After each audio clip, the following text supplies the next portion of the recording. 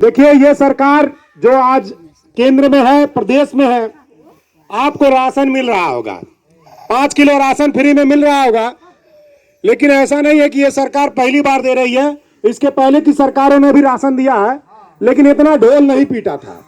खैर, ये सरकार फ्री में राशन दे रही है। अभी शौचालय का योजना चल रहा था तो शौचालय मिल रहा था, घर मिल रहा था। लेकिन क्या घर मिलने से, शौचालय मिलने से और फ्री का राशन मिलने से हमारे साथ छुआछूत बंद हो जाएगा? हमारे साथ भेदभाव बंद हो जाएगा? थाने में जो दलित समाज की सुनवाई नहीं हो रही है, क्या सुनवाई शुरू हो जाएगी? तहसीलों में हमको न्याय नहीं मिल रहा है, क्या बहुजन समाज को न्याय मिलने लगेगा? बिल्कुल नहीं मिलेगा। हमको न्याय मिलेगा, हमको अधिकार मिलेगा स्कूल में पढ़ने से, कॉलेज में पढ़ने से। और ये सरकार स्कूल कॉलेज बंद कर रही है। दारू का दुकान खुला है कि नहीं खुला है? तो स्कूल काहे बंद है भाई?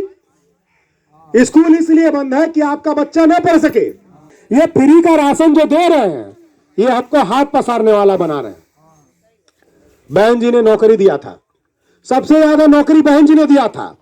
अगर ये सरकार राशन ना दे, कंबल ना दे, शौचालय ना दे, हमको नौकरी दे, तो क्या हम लोग अपना कंबल खरीद लेंगे? अपना शौचालय नहीं बनवा लेंगे? अपना घर नहीं बनवा पाएंगे? तो ये सरकार नौकरी नहीं देगी। नौकरी मांगेंगे तो लाठी खाएंगे आप। अभी इलाहाबाद में देखिए, दौड़ा दौड़ा करके बच्चों को मारा गया है। रेलवे भर्ती बोर्ड में धांधली हुआ है, रेलवे रिक्रूटमेंट बोर्ड की धांधली थी, गलती थी, और अचानक एग्जाम कैंसिल कर दिया, अचानक एग्जाम बदल दिया जा रहा है। बच्चे आंदोलन किए, बच्चों को मारा गया, कमरे से खींच खींच करके मारा इस सरकार के लोगों ने।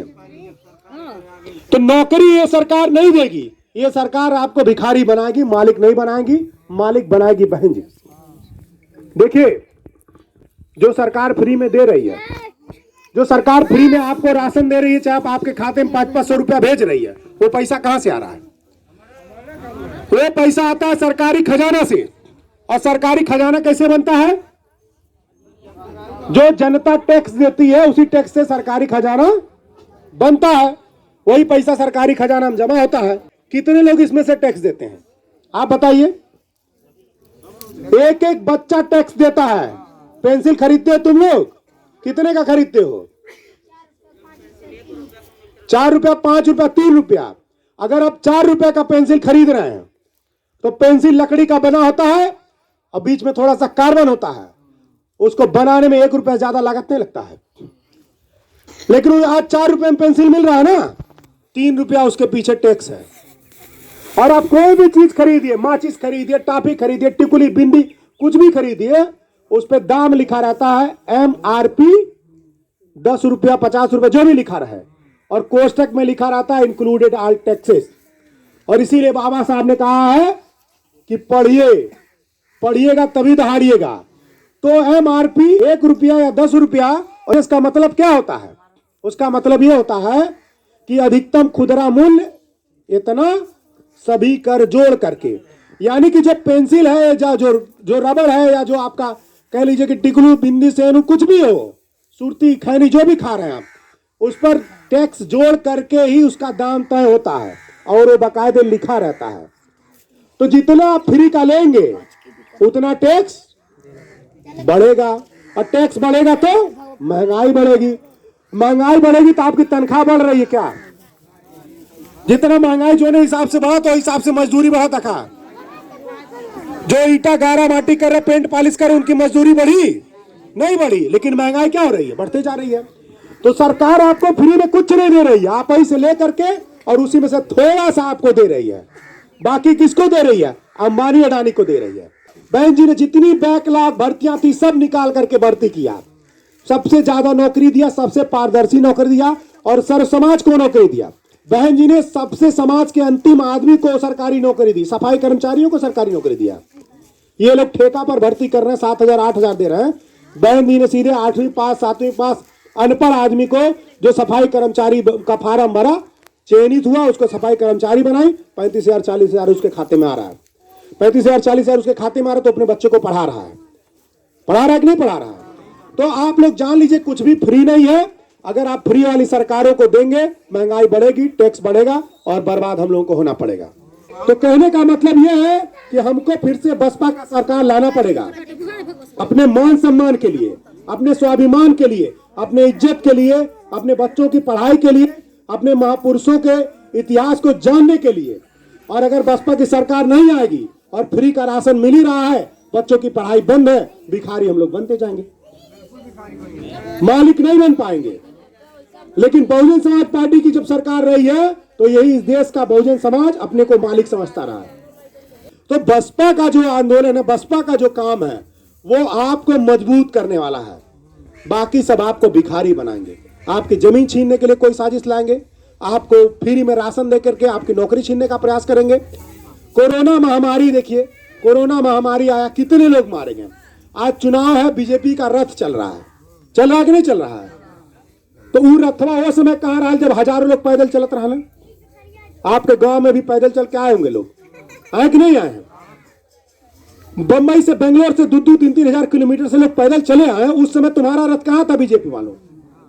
ट्रेन फ्री कर दिए होते हैं, आखिर लोग आ रहे थे तो ट्रेन से चले आते, नहीं किया। महंगाई देखिए, 1 रुपए का प्लेटफार्म टिकट 50 रुपए का, 30-35 रुपए किलो वाले दाल 90 रुपए 100 रुपए किलो, सिलेंडर 300 रुपए का था 1000 रुपए का, एक शौचालय दिया 10,000-20,000 का शौचालय दिया, और हर महीने सिलेंडर पर आपसे कितना 700 रुपए ले रहा है।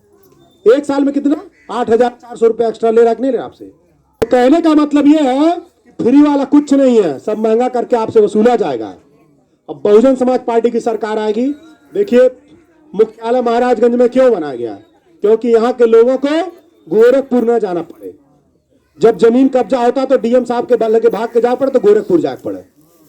आज यहाँ मुख्यालय बनल तो यही काम हो जाता ना सबका। स्टेडियम दिए हैं, स्टेडियम बहन जी की देन है, ITI कॉलेज, पॉलिटेक्निक कॉलेज बहन जी की देन है। तो हम लोगों का विकास कॉलेज से होगा, स्कूल से होगा, यूनिवर्सिटी से होगा। जब शिक्षा फ्री होगी उससे होगा, राशन फ्री करने से नहीं होगा। पेट जिलाने का काम जानवर भी कर लेता है, पेट जिलाने का काम जानवर भी कर लेता है। इंसान को मान सम्मान से जीना चाहिए। हम आपसे यही रिक्वेस्ट करेंगे कि आप लोग किसी मुफ्त के चक्कर में मत पड़िएगा, फ्री के चक्कर में मत पड़िएगा। अपनी सरकार लाइए, बहन जी की सरकार लाइए, और जो कोई भी साड़ी कंबल रुपया बांटने आता उससे ले लीजिए, मना मत करिए। कांग्रेस की सुनिए, वो लूट के साले हमारा ही पैसा रखे हैं, वो पैसा हमारा ही लूट करके रखे हैं। तो हम आपसे बार बार अनुरोध करते हैं कि आप लोग कहीं से बहकिएगा मत। अभी हम आप लोगों को एक पर्चा बांटेंगे, ये पर्चा देख लीजिए। इस पर्चा में बहन जी का काम लिखा हुआ है, बड़ा बड़ा काम, जो स्कूल कॉलेज यूनिवर्सिटी बनाई है, जो हम लोगों को बेटी पैदा होते ही बहन जी 1 लाख रुपया दे देती है, मालूम है, 1,15,000। तो जो काम बहन जी ने किया वो इसमें लिखा हुआ, और ये चीज अखबार टीवी आपको नहीं दिखाएगा। और इसमें जो भी लिखा हुआ है इस पर विश्वास मत करिएगा, इसको गूगल में सर्च कर लीजिएगा कि वाकई में हुआ है कि नहीं हुआ है। बेटी पैदा होने पर बहन जी 1,20,000 रुपया फिक्स कर देती थी कि जिस दिन 18 साल की होगी 1 लाख मिल जाएगा। दिया था कि नहीं दिया था? और जब 18 साल की बेटी होगी तो मिलेगा। तो अभी 500 रुपया भेज रहे ना, 2400 रुपया इकट्ठे खाते में भेजी थी बहन जी गरीब महिलाओं के। 2400 रुपया 10 साल पहले 10,000 रुपये बराबर था। आज 500 रुपया भेज रहे मोदी, तो खूब बड़ा ढिढोरा पिटा है, खूब बड़ा बड़ा होर्डिंग पोस्टर लग रहा है, खूब टीवी में दिखा रहा है कि नहीं दिखा रहा है? महामाया योजना, लड़कियों को साइकिल, इंटर में पास हो रही तो 20,000, हाई स्कूल में पास हो रही तो 10,000, ये सब दे करके लड़कियों का मनोबल बढ़ाया गया कि वो पढ़े। लड़कियों को लोग गर्भ में मार देते थे, लड़की पैदा नहीं होने देते थे।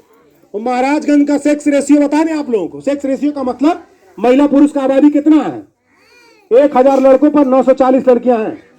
1,000 लड़कों पर 60 लड़कियां कम है महाराजगंज में। क्यों? क्योंकि लड़कियों को पेट में मार दिया जाता था। तो बहन जी ने कहा लड़कियों को क्यों मारा जाता है? क्योंकि उनके शादी का चिंता रहता है। तो बहन जी कहा जो लड़की पैदा होगी 1 लाख रुपए, 1,20,000 रुपए हम दे देंगे तुमको, 18 साल की होगी उसको मिल जाएगा, शादी कर लेना, परेशान होने की जरूरत नहीं है। लड़की को पढ़ाओ, हाई स्कूल में जा रही 10,000 देंगे, इंटर में जाएगी तो 20,000 देंगे, साइकिल देंगे। तब में लड़कियों का मनोबल बढ़ेगा कि 5 किलो राशन देने से बढ़ेगा? हाँ बताइए। तो आप लोगों को ये पर्चा में दे रहा हूं, उसको पढ़िएगा, बच्चों से पढ़ाइएगा, जानिएगा, थोड़ा प्रचारित करिएगा। और एक एक एक वोट बहुजन समाज पार्टी को जाना चाहिए।